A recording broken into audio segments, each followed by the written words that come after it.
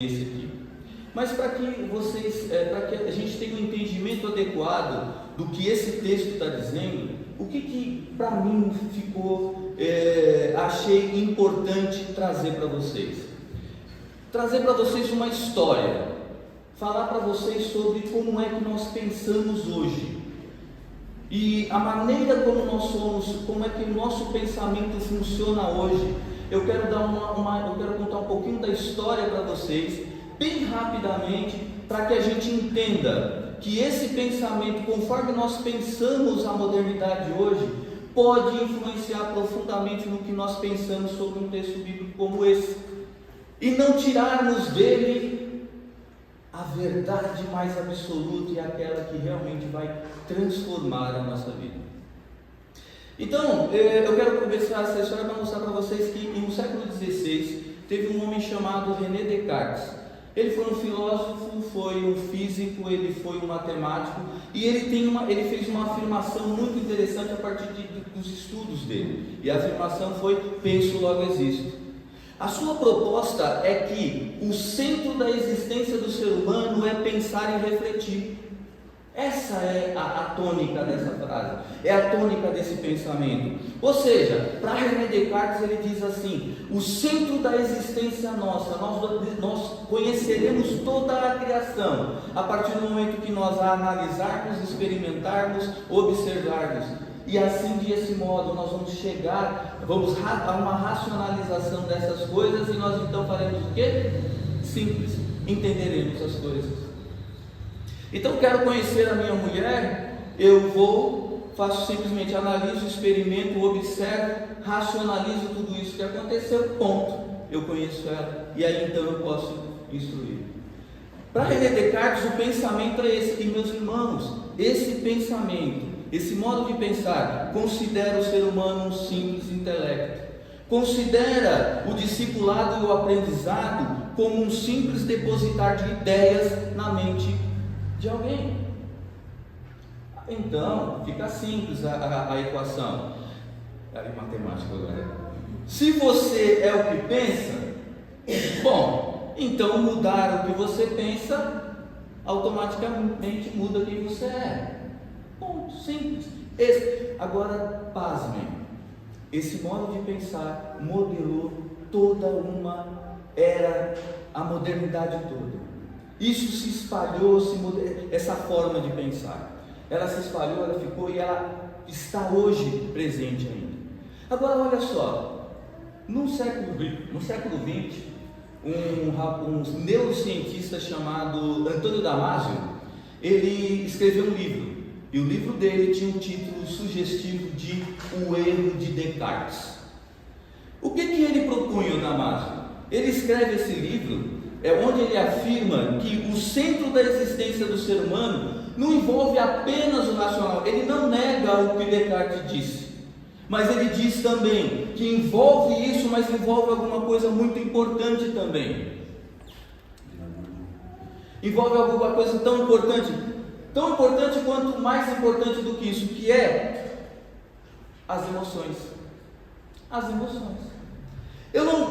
Não dá para eu pensar que o ser humano, a nossa existência, e eu compreendo as coisas pura e simplesmente como?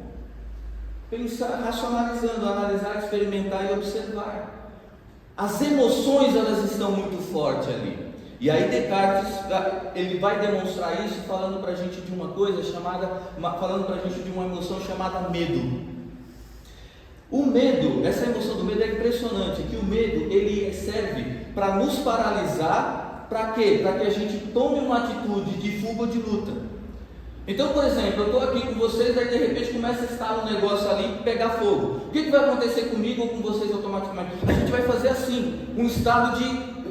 o que aconteceu aqui? Nós não pensamos sobre a questão, sobre o que está acontecendo, nada. A nossa emoção medo, ela com uma atitude de buscar salvar a nossa vida, o que ela faz? Antes de eu pensar, ela joga o sangue todo para os meus músculos, aonde é o mais importante para que eu tome uma atitude de fuga, de luta. E aí então, quando essa emoção ela faz isso, o que ocorre? Eu olho, gente, ela só acha que isso que deu um toque. Ah, então está tudo bem, vamos continuar. Mas aquela movimentação toda no corpo foi feita, preparando para o luto. Veja, olha só que interessante. Nós poderíamos dizer assim, então a emoção medo é uma coisa que todos nós temos, e por igual. Então ela aparece, não. Veja só, tem gente que tem medo de aranha. Outras pessoas não têm medo nenhum de aranha. Eu conheço a história de uma menina, ela sempre morou na cidade, foi visitar o sobrinho dela no interior. E aí ela viu o menininho de 3 aninhos, ele levantando de manhã da cama, pegando o sapatinho dele, a bota, e ele batia assim a bota e depois voltava. O que esse menininho estava fazendo? Ele estava simplesmente olhando para ver se não tinha bicho dentro da bota para ele pôr o pé e o bicho morder ele. E se o bicho aparecesse ali naquele negócio, ele batia lá, matava o bicho, botava a bota e ia andando. 3 aninhos. Medo nenhum de aranha, de um escorpião. E nós, por exemplo, se parecer um escorpião ali, eu saio correndo. A gente tem. Por quê? Porque o medo, essa emoção que vem antes mesmo que eu pense, ela é aprendida. Ela é aprendida. Mas como foi que a gente aprendeu a ter o medo? A, por exemplo, a ter essa emoção ou outra emoção qualquer. Como é que a gente aprendeu? A gente aprende não pela razão, por observar, analisar e racionalizar. Nós aprendemos por aquilo que nós vivemos, nós aprendemos por os hábitos que nós temos, nós aprendemos como a vida da gente é organizada.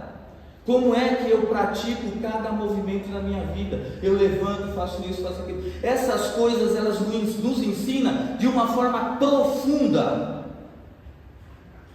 Se nós não atentarmos para isso, nós não atentaremos para uma coisa importantíssima sobre o discipulado cristão, sobre a formação dos nossos filhos, sobre a nossa formação.